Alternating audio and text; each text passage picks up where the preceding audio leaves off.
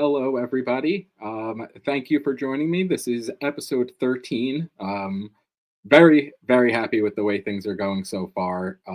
The support has been awesome, very awesome, enough where I can justify doing this in the middle of a workday for the second week in a row and third time overall.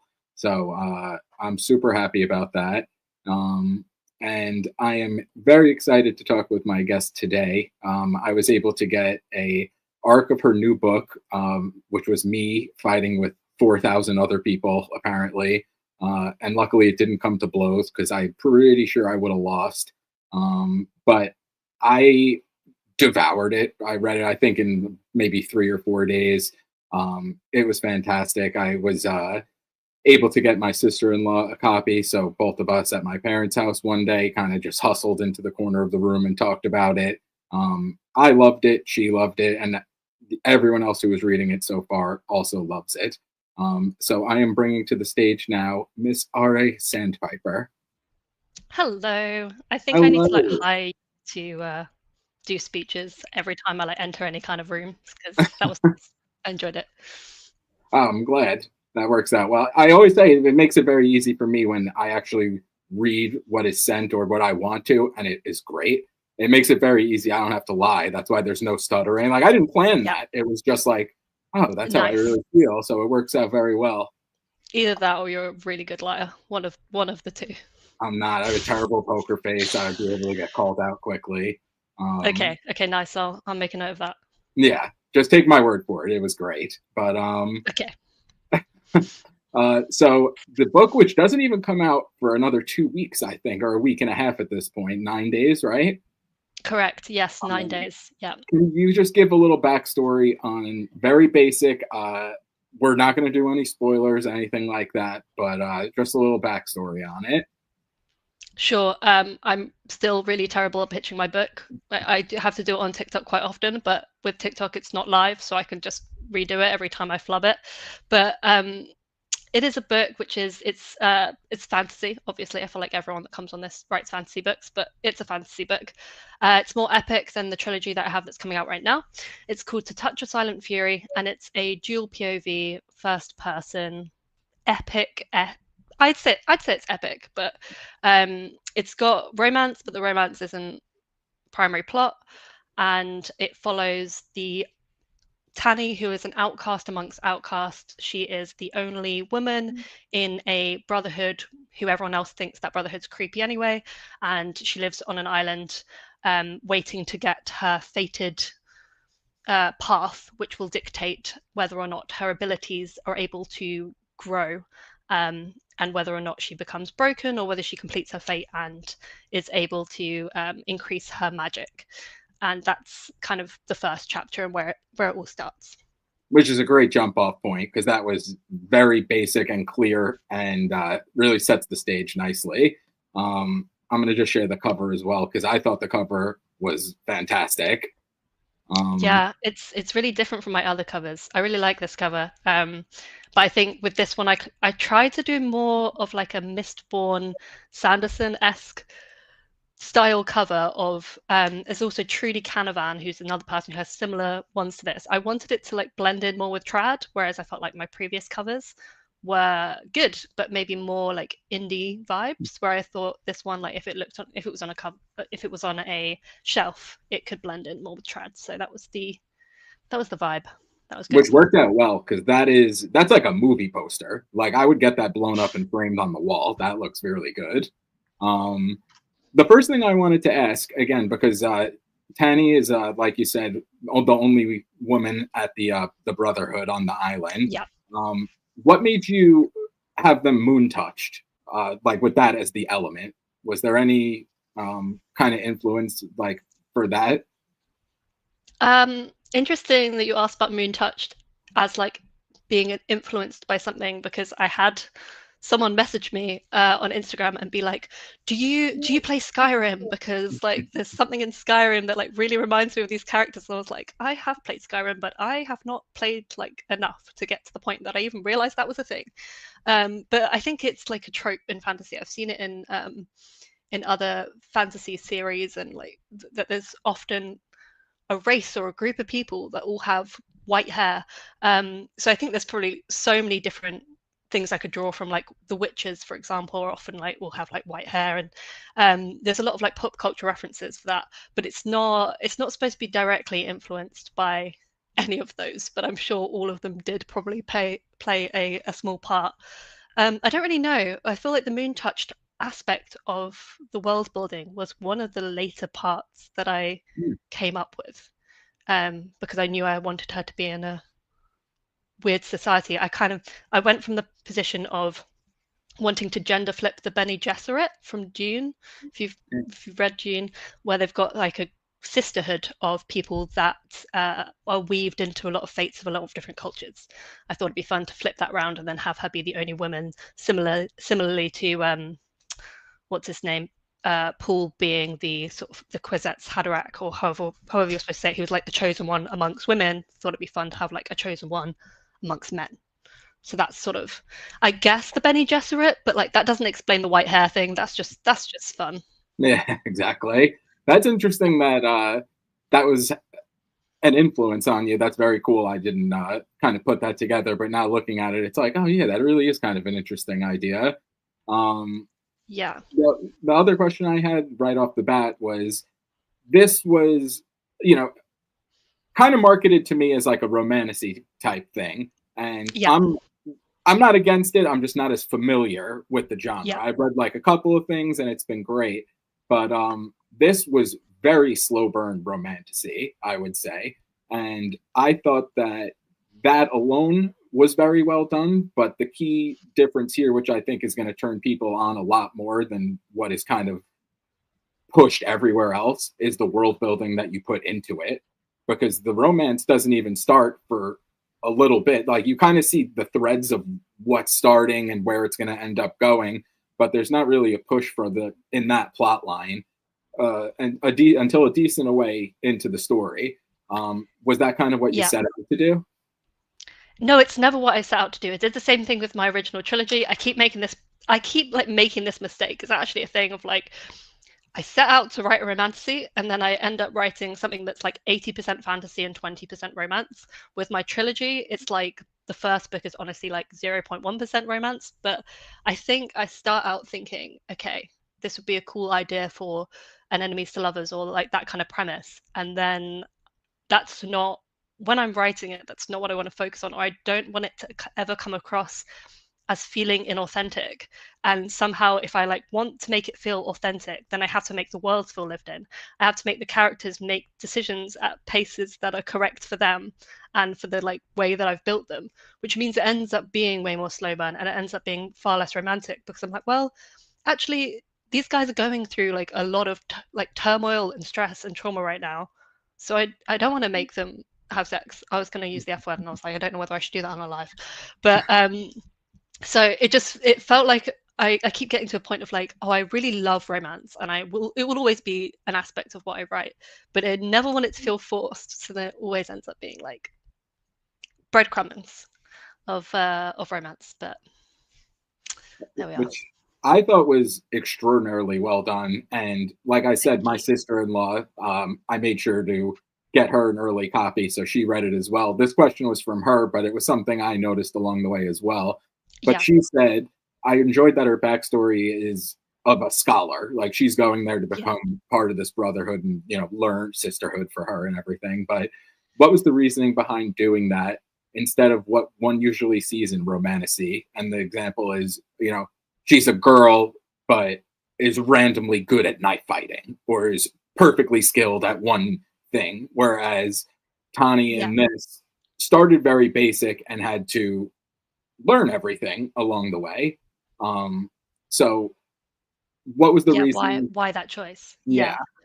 I feel like I've already done stabby angry heroine, and I've just written that for 3 books. So Suri, who's the main character of my Amify trilogy, she is similar to what you would expect from, I guess, a more traditional romantasy heroine, in that she's extremely angry to a fault. Maybe that's where she actually divulges from a classic romantasy heroine, because she's not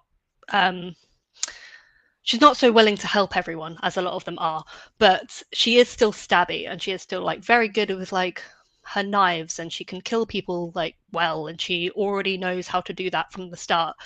And I think it was partly I'd seen the trend of the stabby heroines, and I'd also just seen a lot of people in the last year or two since I released that speaking on threads about kind of how tired they found that.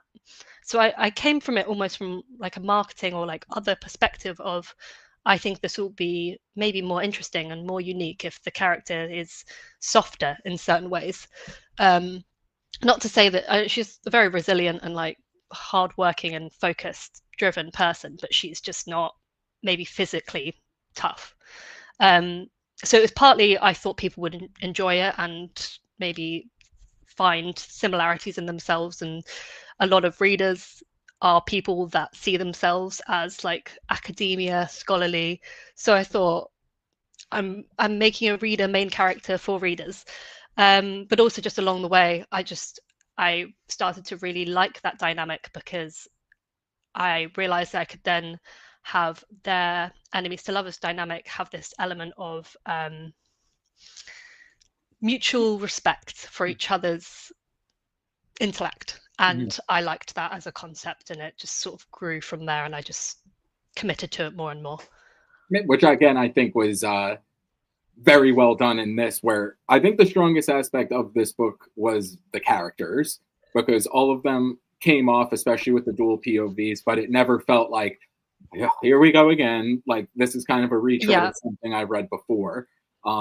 So in, like you said, you know, keeping tabs on the way that social media is on threads and all that type of stuff, I think was a very smart decision to look at, you know, kind of what people are feeling and what aren't, because this is a slow burn fantasy like very well done story. But I feel like you as a writer took the character work to another level and the world building, and that's really where this is going to be separate from some things that might be a little more basic. I like this a lot, like I said, and I'm looking at, you know, a lot of the people on Goodreads, a lot of the other stuff, the blogs. I saw Esme posted her review the other day and really loved nice.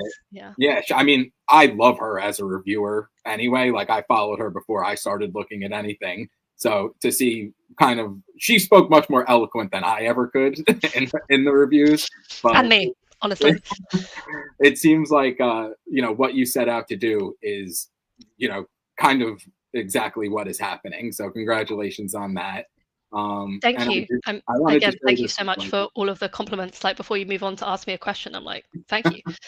I'm sharing this as well because this is wild. Yeah, it's a bit crazy, actually. I keep thinking I'm gonna start getting a flurry of 1 stars, and it hasn't happened yet. I know it will drop.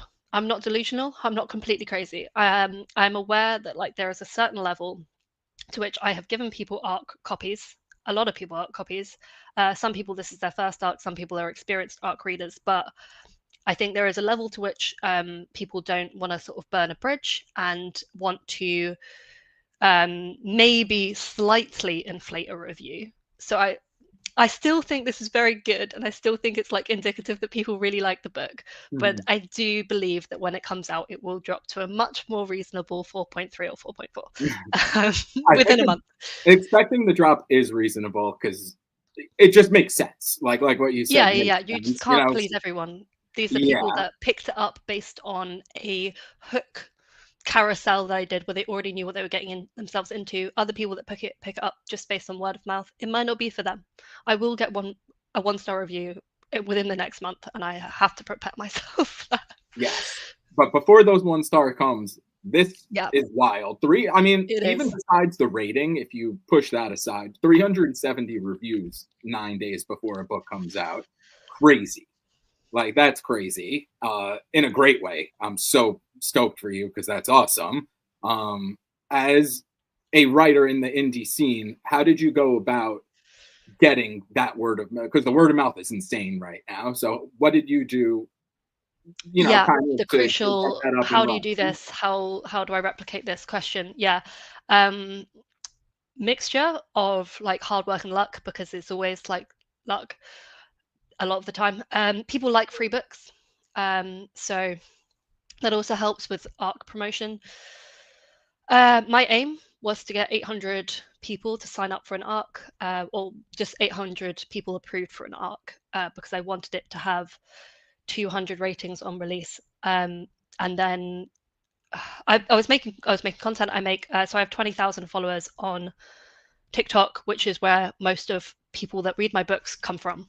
And that has been built up. That's not a pre-existing audience. I had zero when I had 0 followers a year and a half ago. That's not like, this is like specifically author related content.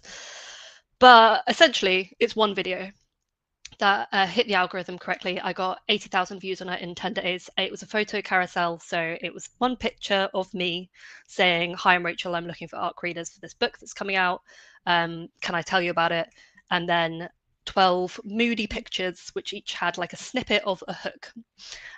So about 50 to 100 word hook that was split over 15 slides, and then said, "You can sign up in my bio."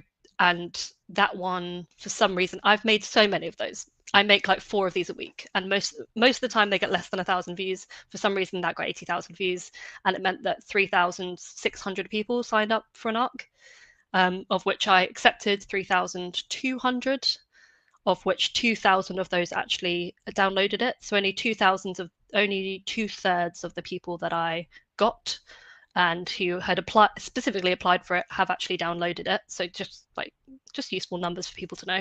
And as at this point, I've obviously got 430 reviews, which is I think about 13 or 14% of that initial 3,200 number.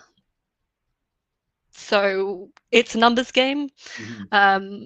You need a lot of numbers to get a lot of numbers, and yeah, so 80,000, well now 97,000 on that video, but that was after it closed. 100,000, let's say, down to 430. If you went with like actual stats, it would be, yeah, you just got to throw so much content out there, and not be afraid to throw content out there. Try and post something a day on various different platforms. Do pay attention to what people that are successful in getting a lot of views are doing. Replicate it, just copy it. I hope it works for you.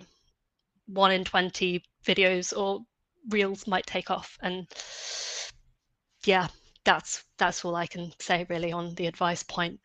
Do you enjoy doing the videos? I know some people, when it comes to marketing or the promotion, that's the one thing where they're like, "Ah, man, I kind of just like the writing and creative side of things, like I downloaded TikTok the other day and I'm petrified." Yeah, I don't know. Do I enjoy it? I don't know. I don't know how to. Sometimes, yes. When videos do well, it makes me happy. I'm like, wow, okay, this has worked. I'm so successful. Look at me go. And then when I'm currently on a sort of like, this doesn't sound bad to a lot of people that like consistently get 200 views, which is still like a good amount of views because you're still getting it in front of 200 people. But like, I haven't had a video get more than like 3,000 views in a few weeks, and I've been posting every single day. And that can get a little bit like, I feel like I'm only speaking to the same group of people and they already know that my book exists, and it's like the algorithm isn't helping me right now. So I have periods of time where I feel like I'm really enjoying it and I'm really on it with my content and I feel like I understand how it works, and periods of time where I feel like I'm doing the same thing, getting no results. So depends. Which is a great answer, because like everything, I guess it's really like a hit or miss type thing. Like when it's all working, it's like I could do this all day, and then after a couple, it's the exact same with like writing and editing. When I hit a good flow and I'm getting a lot of words done, I'm like, wow, this is great. And then I have like 3 days where I'm like, I would rather do anything than write. So yeah. Well, pivoting back into the book, I did want to ask, because I think one of the biggest aspects that worked for this was the world building, where you find out about the dragons and how they're bonded, and all the political aspects that go along with it. And like I already mentioned, I thought the characters were the strongest part of it. How did you walk that line of making the background and the world clear and kind of complicated but easy to understand, and also having such nuanced characters? because that can get messy, and this was not messy at all. Yeah, it can get messy. I think maybe my only critical reviews are people that were a bit like, wow, this was kind of overwhelming, with the scale of what I was maybe trying to pull off with the world. I think what helped it was the dual POV. So having Tanny's perception of the world and what she knows about the world, and how she can express that to you in ways that don't feel like someone else just info dumping it onto you. So she can express how her awareness of, she's a scholar as well, so it's like things that she can have like scholarly conversations with other people without it seeming super like forced. So she has a certain awareness of the world, which is largely around like she understands certain cultural things and certain elements of history that maybe other characters wouldn't understand. And she has an interest in nature and like plants and various things. So she can express that to the reader without it sounding forced. And separately, Lang as a character is someone that's got a very different exposure. He's a king of a different realm. He understands like the interwoven politics of it all. And he has a dragon himself who's bonded to him, and he has a mental connection with that dragon. So I think having two people I think if I had like 10 people talking, it would make absolutely no sense. So two people with a nice level of, they both get to be nuanced, interesting characters, but they get to tell you different things about the world. That's my answer, I guess. Yeah. And I thought that worked out well, like I said, because good. Both sides kind of weaving back and forth. I thought it was like very well done and fleshed out. It didn't feel confusing to me, but if not making generalizations, but if someone came in expecting one thing and then all of a sudden it was a much more lore influence than they're used to, I could see where that is like, what just happened here? Like, especially in certain genres, like it happened with me in epic fantasy a little bit, where it just, it all felt a little familiar, where it was just like, I have to save my country because that's what I was born to do. So like when people start reading something like that, or in this case, if it has like the romantasy tag in it, they're looking for the little meter with the spice on the side. And I think that's a difficult one to manage from a marketing perspective, because obviously it really helps me to be able to market it as a romantasy. And I don't think that is disingenuous, because I would say like there is enough of a romantic plot line, and it's got an arc, and it's got like a beginning, middle, end to the romance, and it gets enough screen time that I think it deserves that tag. But there is a lot of romantasy which is 80% romance with a backdrop which feels like fantasy. It gives you the feeling of these people have powers and there's a fun world going on, but it doesn't push at that world. It doesn't like tug at any part of it. You don't necessarily like understand all the history, because you're reading it for a romance, but you just like to have a flair. So this isn't what that is. This is like 70% fantasy, probably, I would say. Which is why I think I loved it, as opposed to like what you just said, where it's just romance all the time, and then all of a sudden it's like, was that a dragon that flew by? And you're like, oh yeah, it is like when you're in the mood for that kind of read. Like I absolutely won't bash on any romantasy ever, but this isn't maybe what has been recently classified as romantasy. This is maybe slightly it's romantic fantasy. That's what it is. It's just takes longer to say that on a TikTok video. So kind of sticking with the romance theme a little bit, I thought also one of the cool parts was that her friend at the Brotherhood, Seth, when he confesses to her, it didn't feel like it was going that very typical love triangle aspect of things, because you can start to see that. These are things where like initially when I set them up, I thought I would play more with them. Like it was going to be a lot steamier than it was. You've read it, you know how little steam is in this book. That wasn't necessarily intentional. And I was maybe going to play more into the love triangle thing, but I think it just felt, again, it's like an inauthenticity thing of like, I like and I believe the fact that that a lot of people might see and admire and like feel romantic feelings towards this main character, but I don't want it to be like, who am I going to choose? Like that was never what I wanted it to become. I keep getting slayed by my own, like, it's working out for this one, but I think potentially some of my decisions of like, oh, but like the characters don't want me to do that decisions are maybe not popular. But Yeah, but like I think it is going to end up working on the end, because as just a regular, like a casual reader, when that happened and the way their relationship continued after their initial conversation, it was like, this is real life. Like that's how real life stuff goes. He doesn't go up again. I'm not doing any spoilers, but it didn't turn into like hair flip and I'm going to go brood in the corner. And, now this is a resentment game going on or anything. It was like, this is what happens in the real world. So I thought I enjoyed there's a book I read recently, which was, I can't even remember which one it was. There was a few that I read at the same time, so I'm just not going to name one. I'll just leave that for now. But it was essentially a situation where like there was a lot of background high stakes things going on, but pretty much every individual character relationship wasn't contentious. I think this is also a thing in a lot of like Studio Ghibli films. Like if I like mentioned like Princess Mononoke, which is like a film where there's a lot of like natural war thing going on. There's a lot of like evil and hate, and there's a lot of like high stakes going on in that. But the individual character dynamics and relationships are just really like nice and natural. And like, I think with this one, I took a different turn to Amafire and was like, everyone doesn't have to hate each other. I don't have to turn people into caricatures. So I was just, there's a lot more reasonable character interactions in this. Yes, which was very enjoyable. Yeah. As far as other characters go, Lang, like you said, is a prince of a, one of the other empires that is kind of closely affiliated with where Tani is. But they first meet when she has the ceremony. I forget the official name of it. When she finds out her fate. Like the fate ceremony. It's not got a fancy name. It's fine. We'll go with that. So they first meet with that, and it kind of starts off leaving a little bit of a breadcrumb story where they pass each other numerous times throughout the book, and she remembers him, but you never know if he does with her. And even in his POVs when he's talking, it's always like in the back of his mind, like, oh yeah, that girl from the contest.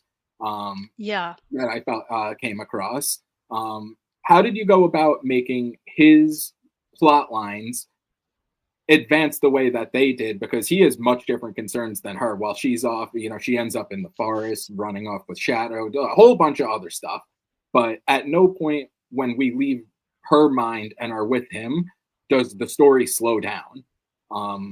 So what made that story come to be?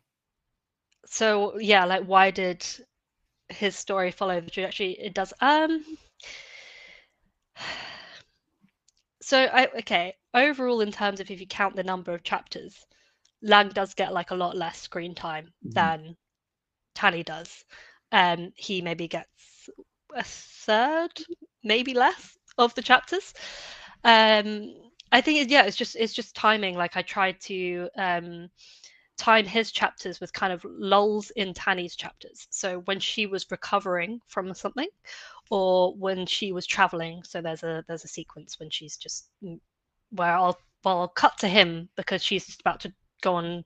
Her story is about to cut down the pacing. So it's actually it was a savior of the pacing in a way, because rather than me having to do like a travel log chapter, I could just be like, and then meanwhile, this person was doing this. I think sometimes Lang's chapters are slightly slower paced, but I think the pace is kept high because you know what Tani is trying to do whilst Lang is doing the slow thing, or vice versa. Like if one of them thinks things are peaceful, usually the other one is actively acting to mess that up. So that like has the tension of like the dramatic irony in the reader's head of, I know something you don't. I know that this is all about to come crumbling down because I know what the other character's doing. So I think that keeps the pacing up, even if they're not concurrently doing something interesting. Which definitely worked out, because I didn't, like we said before, it was kind of the slow burn story, but it felt like something was always going on that kept your interest. Good. How did I know that, again, dragons, very big thing throughout history with fantasy, but the way that they bonded and had the way that they were able to talk to each other kind of telepathically. Um, Yes. it's been seen a little bit recently, but how did you go about trying to get that done, but also keep it unique? So I haven't read Fourth Wing, and so I actually don't know quite how unoriginal it is. As in, I know it's not an original concept. I'm totally aware of, like, I've read Aragon, and it's much more of like an Aragon dynamic in my head than it is like a supposed to be a Fourth Wing dynamic, and that's kind of like in the same way Chaithor and Lang's relationship is like she kind of like sasses him quite a lot. So it's probably slightly different to the Violet and Ten, I think. Anyway, I haven't read Fourth Wing, and I'm aware it's a thing in that. I don't know. I don't think I approached it. I think I just treated Chaithor as another character that could just only talk to him. So I wasn't really trying to treat it as like I'm gonna do dragon bonding in this fun way. I was just like, oh, I think it would be nice if she was a character of herself, because aren't actually that many female characters in this book, Mhm. which wasn't intentional. It just sort of happened because like Tanny lives in a brotherhood, an all-male brotherhood, so that sort of happened. And then there's one person that she has a bond to in the second part, one of the Soundlanders, who was a woman. But like Chai to me became like a strong female character, even though she's a dragon. So Mhm. I don't know. I wasn't really seeking out to necessarily like replicate the hype of a Fourth Wing Dragon Bond thing. I like mental bond as a thing, and it works well with dragons. It's just like a nice idea. It's like a fantasy, right, that everyone has of like, wouldn't it be really cool if I had a dragon that could only speak to me? Yeah, and it would be. And it's actually funny. I never kind of picked up on how few female characters there were there, and I think that's Yeah, why I like the dragon so much, because the only other well, I don't even want to say main, but a strong female character was a villain in there. Like, again, I'm trying yes, not to spoil yeah, anything, but it was very funny that it was like one of the main characters, the dragon, and then a yeah, villain. Or like the yeah. three You sort big of have voices. like three villains, and one of them's one of the only women. Yes, yeah. I know, I agree. It's weird, but there's also Yvonne, but obviously she's only in it for like one part of the book. But Mhm. yeah, that was the thing that I kind of realized while editing. I was like, this, I don't have that many women in this in this book, but I don't know. It's not some internalized misogyny, I promise. Like it was just an accidental thing. Um, one of the other things I wanted to ask about, again, in the terms of keeping things unique, um, Yes. her fate, I mean, her power comes through touch. It's the Yes. senses that are able to kind of give the people their power in the Brotherhood. What made you want to go based off of the senses like that? Yeah. Again, like similar to the Bond question, like this isn't a unique concept. Like there are obviously other fantasy worlds that are built around, or ideas built around the five senses. I think this was one of the first things in the world building notes app that I have, because that was my really professional thing. Was it started off as just 3 a.m. thoughts that I collated into a notes app, and now it's like a 5,000 word note on my phone, which I look at sometimes. And I'm like, oh yeah, that's where it all started. But the idea of the main character having some sort of touch magic was one of the first things that I came up with for it. But rather than it wanting to be like a magic system necessarily, where it's like everyone from all of these lands just like has magical powers due with like conduct like to do with the senses. You do have that through the Brotherhood, but the individual lands, it's more that like their culture, like venerates and is sensitive to that sense. So I thought it'd be fun to have a world where like the sense can almost be a little bit of like a debuff. Um, so with the Soundlands, for example, they are like highly sensitive to sound, in that there's a number of them that have refused to live in any city whatsoever because it's too noisy, makes them go a bit crazy. They physically like only want to listen to like non-man-made sounds, it's like of the nature. And I think it's more, so I thought it was fun to have something based on senses, but senses where they don't, it's not always necessarily like a crazy new trait they have. It's just something that they are, that can cause like a stress in their lives. I don't know. I'm just playing with the senses, I suppose. Just what would a world look like? And I thought it would be interesting to have. I imagined in this kind of world, the sight and the scent land people might think that they were sort of like better or more intellectual because their things relied on like smelling something far away or like seeing something, whereas Mhm. they might view like touch magic or people that were sensitive to touch as being more primitive somehow, with like all of their society revolves around physical contact that feels unnatural, and like how all of the different like how that might interplay and create some strange politics between the states. That was a really convoluted answer. I'm very sorry. No, it was a good answer though, at least. Like it's crazy that like that always just blows me away because it's so well thought out and like detailed, like the way that even there's just a notes app and you can go in and look at it and be like, oh yeah, that's kind of where it started, and then you look at what became of it. I think is really Yeah. cool. So convoluted answers, I'm all about them. Okay, cool, good. Which led into my next question though, and I don't know if this is going to be a little spoilery. If it is, feel free to be like, wait and find out. Sure. But obviously, with the marriage fate that Tani has, the way that they could fully unlock their powers is by following the fate. So, you know, hers may or may not be unlocked, but heading into the latter parts of the story, how is there? Are we going to find out how she is able to go about unlocking them and how to control those powers? Because a lot of the students there have mentors. They get shown how to do it. They continue education, and you know, she kind of is off on her own for a little bit by the time she's able to fully grasp her powers and grow them. Yes. So yeah, I mean, I'll try and answer it without being spoilery. Um, so as the point where it's sort of like left off and what you're aware of, there isn't like a real like natural mentor, because the other maybe brothers that are around her aren't able to help, maybe for various reasons. So there is a level of like her having to figure shit out by herself because she's not got that figure, and that comes with its flaws.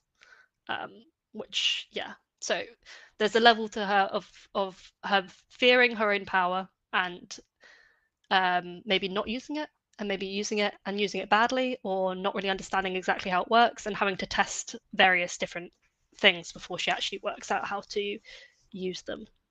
Yeah, she almost has kind of like a scientist brain going on where it's like, I'm going to try and mess around with this and we'll see what the end result is.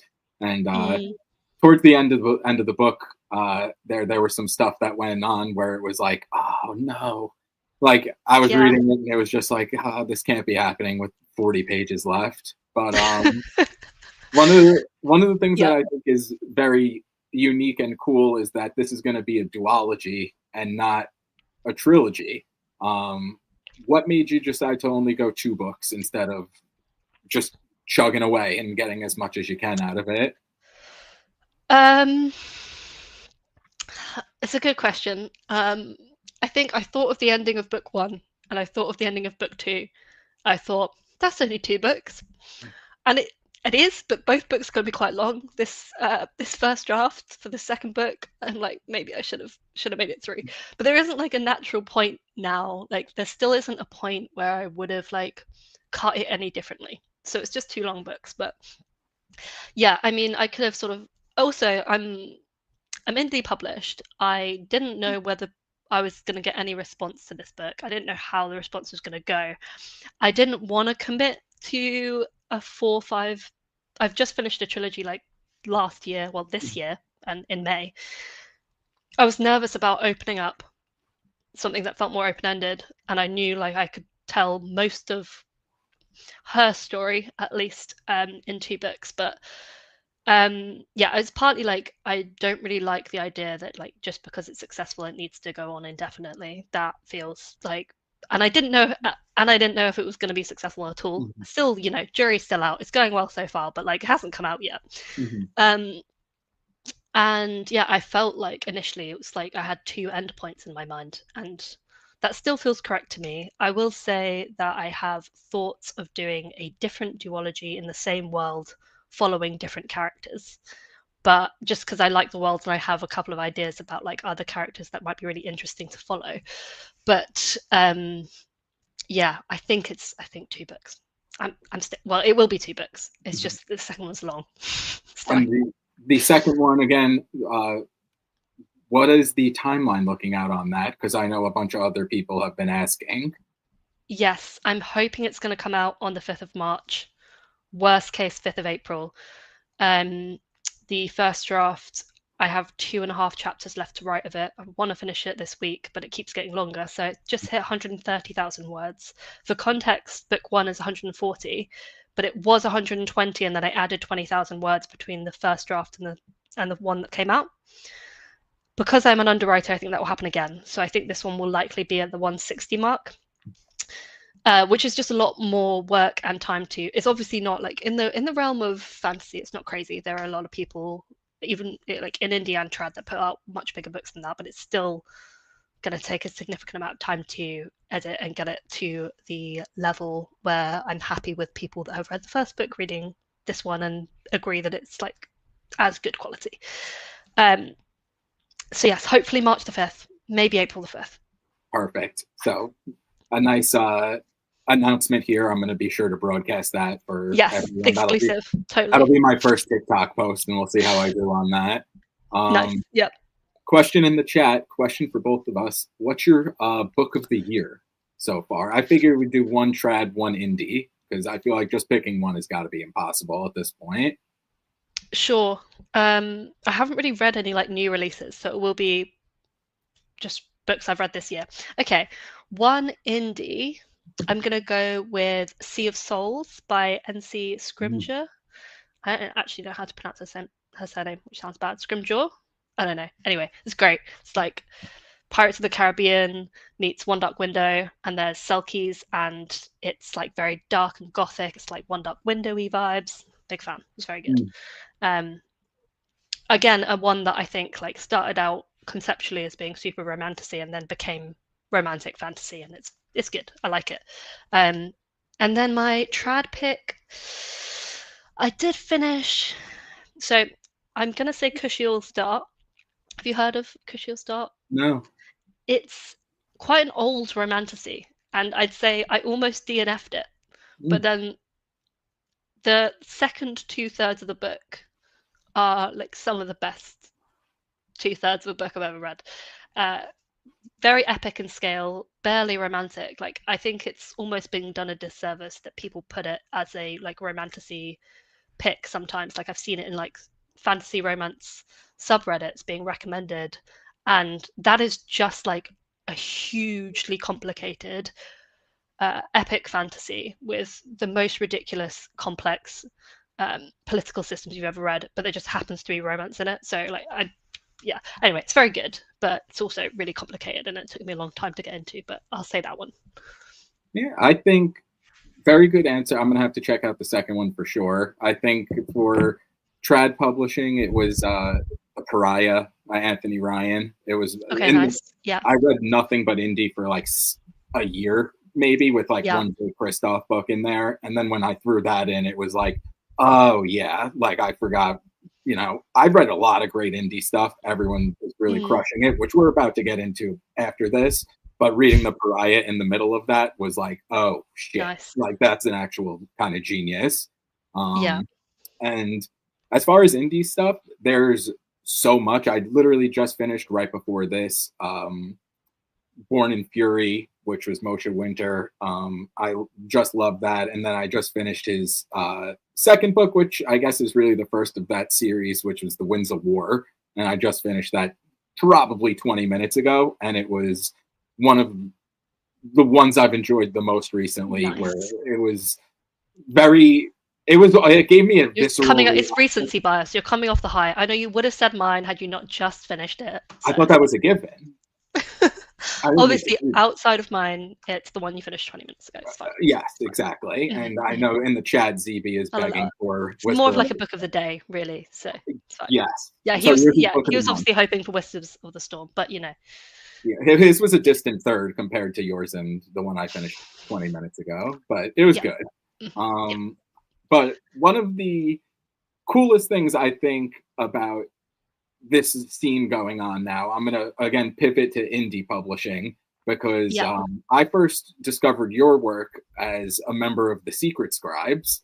Yeah. Um, how did you become affiliated with that group? Because I know a lot of people in there. All of them are awesome. I've read probably like 70% of the stuff that you guys have put out. Yeah, And that's crazy. You've done better than me. I've probably read about 30. So yeah, it's but really you've shocking. written gold in the meantime. I'm just doing it and then Yeah, but starting this like, like a crazy wall. yeah, how did I become affiliated? Actually, my story of getting to the Secret Scribes is like slightly strange because I had a little bit of like a two-pronged attack in that it was obviously Dave Lawson that like started the Secret Scribes, but um he sort of did so in conjunction. Anyway, so I'll start with the like less complicated part first. So I was sort of internet friends with Ari Sanders for a decent amount of time for like a year before Secret Scribes kicked off. We like occasionally talk to each other on X. I hate calling it X, but yes, we talk to each other on there. So he already knew about me and that I was putting out book. Our debuts, or at least A Pocket of Lies, came out similar to his first one in his new series, Demon's Tear. So we were sort of talking like pre-release. And then separately, I used to have an active Fiverr account where I provided very cheap editing services, which is like I used to provide developmental edits for manuscripts. I don't do it anymore because I can't justify asking for professional prices, but I can't survive on. I literally used to do it for $10 a manuscript. I would provide 10 pages worth of feedback for 10. I don't, anyway, it's fine. Um, so I did that for Dave separately, like completely not knowing him from X or anything else. About, I don't know, this back in like February, if his book came out like later on that year. His book, I think, ended up coming out in August. I probably did this around February, March time. I provided an edit for him. And then a few months later, he came onto X and followed me. And I was like, oh, it's the guy I did the edit for. And then that's how that all came about. And he was like, oh, do you want to join this group? Rob said that he also knew you and vouched that you weren't crazy. And then I got in. So That's how it went. funny. That's like a very small world how that happened. Yeah, it's weird. Yeah, but the one of the other reasons I'm bringing them up is because you guys, I'm saying the royal Yes. they, have an anthology coming out, Locks and Keys, and I was able to get an early copy of that. Oh, nice. I read most of it. Nice. But, That's impressive. and yours was the jump off story first in there, and amazing, very big tonal shift from Oh, huge. what I think Yeah. people would be expecting from you so far. Yeah. What True. made you want to go that route? Because I was reading that, loving it. Same great storytelling, great characters. Obviously, much shorter because you're trying to keep it. I think it was like 50,000 words or less, or so 20 or something like that. Each one is like 8 to 9,000 Eight to words. yeah, 10, something Yeah, up like to that. 10. 10 I was think pushing 10 it. absolute maximum. I think the maximum might have been set up more like 8 or 9 actually, but anyway, yes, there were some people that were pushing the boundaries of how long the books could be, but it's okay. But yeah, really short. I think that one clocks in at like 7 or 8,000 words. It's very different. So for the people that are watching, the idea with that one is that it follows a woman. She's not at the end of her life, but she's definitely at the end of her tether. She's nominally in maybe her 50s, and she uh, is perceived by her local residents as being like just the witch that you come to get various different like tinctures and whatever. It's called a 3 knock problem, and the basis of that is that no one would knock 3 times on the door of a witch unless they really needed something. So she gets 3 knocks at her door, and it's from a member of the sort of king's guard. I don't even remember what I called them at this point. And they want her to come and deal with sort of a narcotics problem for a dragon. And it's really different in that she's a very jaded individual. But I think the reason that I chose that premise and that vibe to speak to is because it's not I do this with D&D as well, if we ever get onto hobbies at some point, but like Mhm. I pick characters for shorter campaigns that are a lot crazier because I can only sustain that voice for so long, because otherwise I will just end up thinking like them and going crazy. So I wouldn't be able to write a trilogy from the perspective of someone that's like quite that. She has a lot of dark ways of thinking about things and a lot of dark things that have happened in the past. And I do write books that air on darkness, but it's usually not maybe quite to the same tonal level and the coldness that she demonstrates towards people. So yeah, I think it's fun to be in the mind of someone like that for a very short period of time. Yes, that is a great description of it, because she was like disconnected from reality. Like you were reading through her eyes of everything, kind of just like, this is sociopathic. But I think I read that right after finishing my book of the year, To Touch a Silent Fury, and it was like, these two stories back to back, just wildly different and equally enjoyed both of them that much. So I didn't know if there was, I guess you almost kind of answered it, but if there was another genre shift in what you're planning next. Obviously not going to be sociopathic, which I'm happy for. No, not sociopathic. Yes, I would like to genre shift, but I'm also trying to like understand the degree to which I'm going to do this. So my plan after I finish this first draft, and I've got it to a point where it's in like its second draft and it's then in the back and forth of edits, is to start a fantasy rom-com, which would be like Hercules meets what was the other one? What's that film with Tom Cruise where he just dies on repeat? Oh yeah, that was Day After Tomorrow. No, not that one. What's it called? It's got Emily Blunt in it. Anyway, yeah, that's like Live Die Day After Tomorrow. Repeat. That's a 2012 film. Anyway, that film. Someone in the chat will say it. That film. We can just say like Groundhog Day meets meets that. Anyway, so it's So I've got that idea, and that I think would be really fun and silly and a lot more playful. And then I also kind of want to write something that's more like horror fantasy. So I'm not sure which path to go down. Two good options, and it is Edge. I think I need to palette cleanse. Yeah, Edge of Tomorrow. Mm-hmm. Yes. I said Day After Tomorrow, which is a terrible. Yeah, you were close. That's the Jake Gyllenhaal one about where the snow. And that made me wish the world was actually ending and not. Yeah, just, I think I watched it in school many times. It's one of the few DVDs they had, and that's good. A bad movie. Good times. Yeah, love Jake Gyllenhaal, but I'm just. Yeah, it's not a good film, but it's quite guilty pleasure, I'd say. That's kind of exactly right. Where it is really a guilty pleasure. Edge of Tomorrow was awesome though, so that's actually very cool to hear that's really fun on it. So the premise of this like fantasy rom-com would be it's called Sharon of the Styx in my head. It's probably not actually going to be called that, but how the ferry master for over the river Styx was called like Charon or Sharon. It's a woman who drives a bus, and she is the woman that drives the bus of the underworld. And the idea is that she never sees the same person twice, because she's always just ferrying people to the underworld. No one makes a return journey until one day someone comes onto her bus for a second time. She's like, who the hell are you? And he's like cursed that he has to die 50 times before he can undo his curse from the gods. And she's supposed to not help him do that. And it's kind of like their silly thing. So that's like an idea that I'd like to play with, but whether I finish it or even start it, we'll see. And two very good mixes there, because Hercules the movie is amazing, very underrated.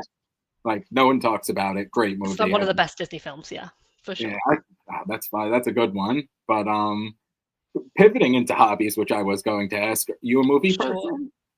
Oh yeah, I'm very much like a movie person, and then I'm a casual video gamer, and then like a bit of a D&D nerd. So like that's my holy trinity, I suppose. But yes, I'm very much like a film person. I think I enjoy, like I play scenes out in my head as I write them. But I think everyone does that. But yes.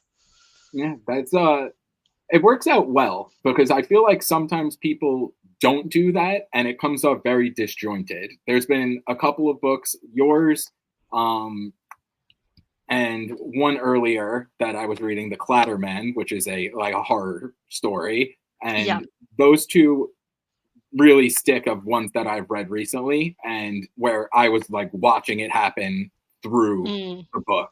So it's funny that I talked to Janelle very early on in this little live stream, and she was a big movie person too. And yeah, I guess it's just funny, the more that you take in other mediums is the way it can get projected in writing, or the way that yeah, we work on like a D&D campaign. Because I've never played D&D. A lot of authors have, I know. And yeah, when you mentioned it, and when I spoke to Michael R. Fletcher, he also said like a lot of my ideas come from D&D games that I just threw away. And yeah. it's just funny to see, like, I guess it kind of makes sense. You're writing a story to play, and then it just kind of comes out on the page instead. Yeah. No, exactly. Yeah. No, I think with films especially, well, when I write scenes, like my drafting method tends to be that I will write framing dialogue. So I will go through the scene and I will just write the dialogue. So then it's more natural that way, because then like I'll feature in the O's and they're like and they're like, wait, what? And like they're imagining what people would actually say, and then I can put in all of like the details around it. But that's so I play it out in my head. I'm like, this person would say this person would say this, and like this is how they're like, this is the tone of voice, and then I can fill in the settings and stuff later. I think that's part of like the movie brain thing of like playing out the scene. But yeah, D&D, I think it's interesting. I've never used anything from D&D, from anything that I've created into fantasy, because it hasn't really, into like my writing, because it hasn't been like a direct link to.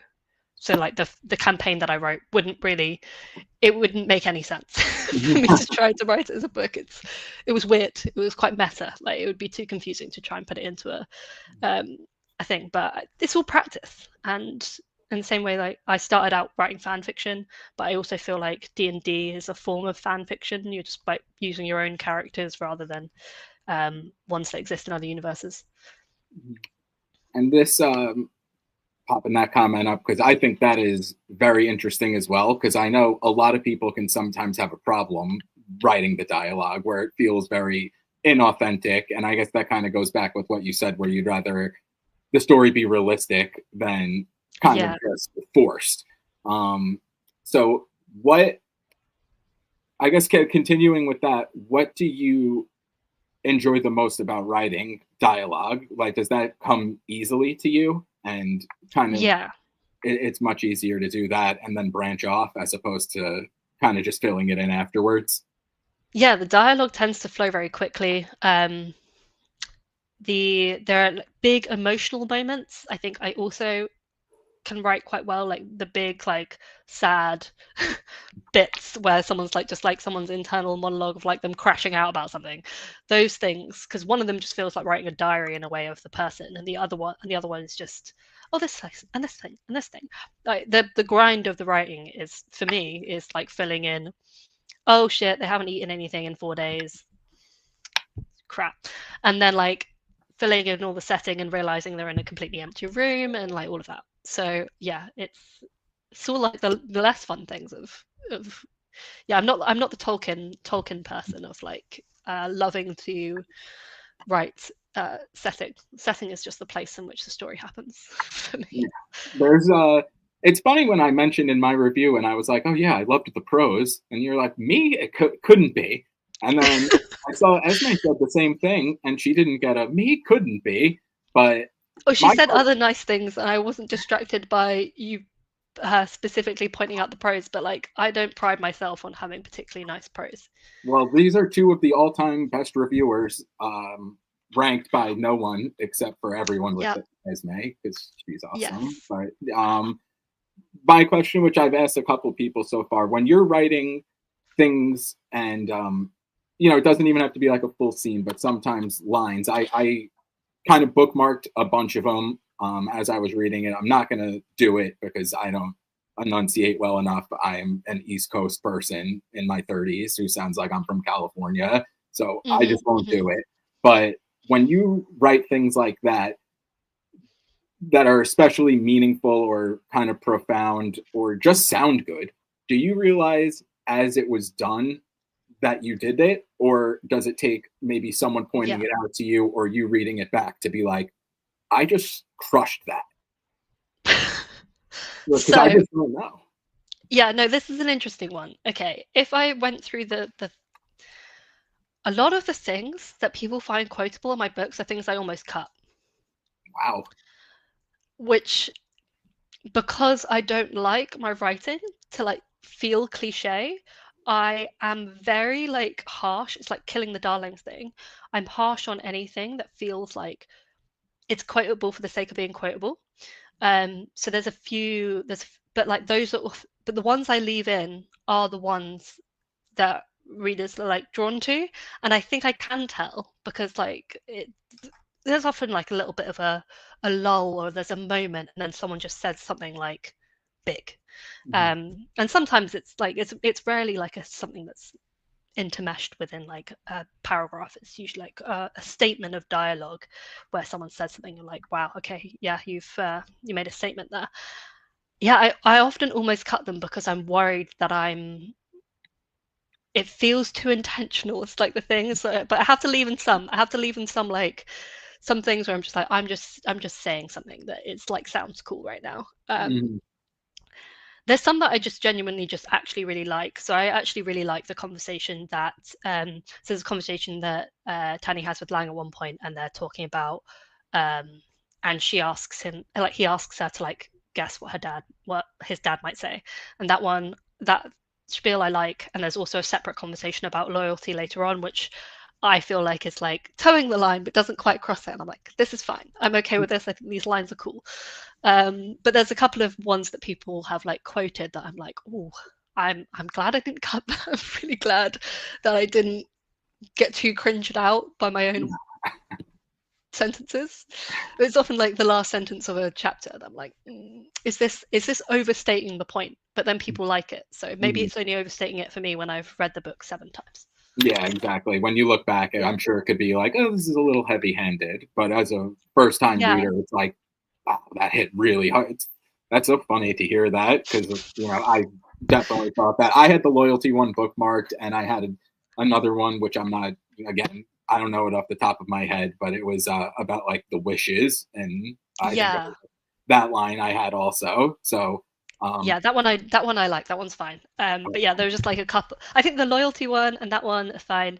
But yeah, there's like a couple of other ones that like people have quoted. I'm like, this so nearly didn't make it in. I was like, I've gone too far here. Like, but yeah, I'm glad you liked those that I liked, because that would have been very embarrassing if I was just like, I loved this, and you were like, yeah, that was fucking cool.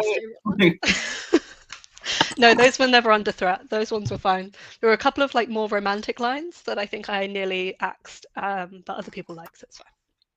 Perfect. That yeah, because like I said, I enjoyed that very much. And I know we said that the book is going to be coming out in March 5th, the latest April 5th. But along the way, can you give out your the socials where people can find you on TikTok, Instagram, that, because you do some great stuff, whether it's, the art giveaways, the behind the scenes type stuff. So I'm sure from now until then, there will be, constant updates of everything. So I just want to make sure people can follow you before signing off and everything. Where can everyone get to see you? Yeah, I'm RA Sandpiper on most things. I think on TikTok I'm like, this is not helpful, but I'm like Oyster Rach on TikTok. I didn't make it thinking that I was actually going to have any kind of presence on there. But anyway, if you type in RA Sandpiper, you'd find me. Just like technically my at's really stupid, but it's fine. So yeah, if you want to just know about book updates, then Instagram is the place to be. If you want to find out about all of my finances and the amount of money I've made from everything ever, and me oversharing a lot of information about the process and like recommendations, that's more of the content that I do on TikTok.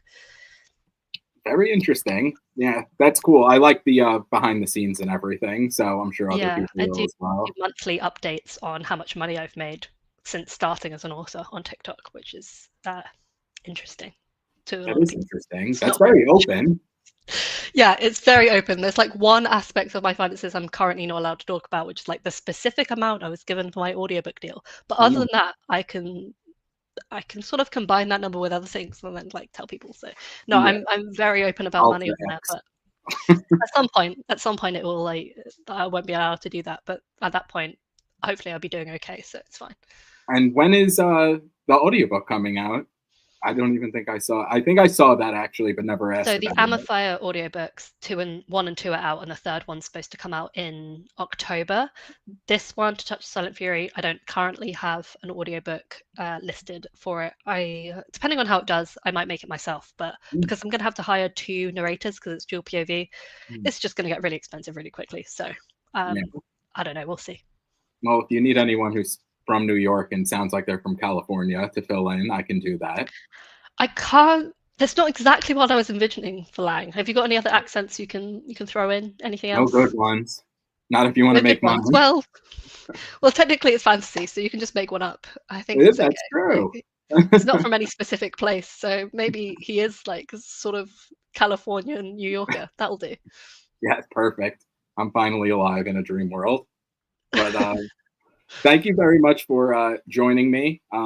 Thank I you hope for you'll inviting me. forgive I like this. how like it's gone from being like bright to completely dark in the I was in the about to space say between two. that. That was like a mood Yeah. lighting that kicked in there because this Yeah, was, I think it turned 8 o'clock and my screen was like, you need to have less bright yeah, light on your face. time to wind down. Yeah, the Mhm. screen darkens and the line gets picked up, and it's like I still have 4 hours of work.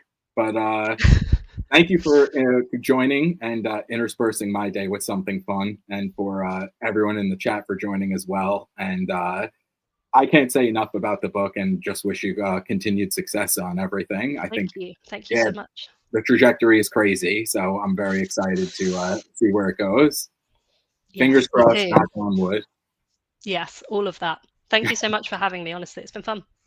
I'm glad to hear. And thank you, everyone in the chat, for joining for some good questions. And thank you, Casey, my sister in law, for some other good questions. And Yep. she's chomping at the bit for book 2. So as soon as we are done here, I'm going to text her and let her Okay. know, along with everyone Give her the else. provisional dates. Yeah. Exactly. I'm going to put a little asterisk, but we'll see. But yeah, thanks again. No, of course. Goodbye.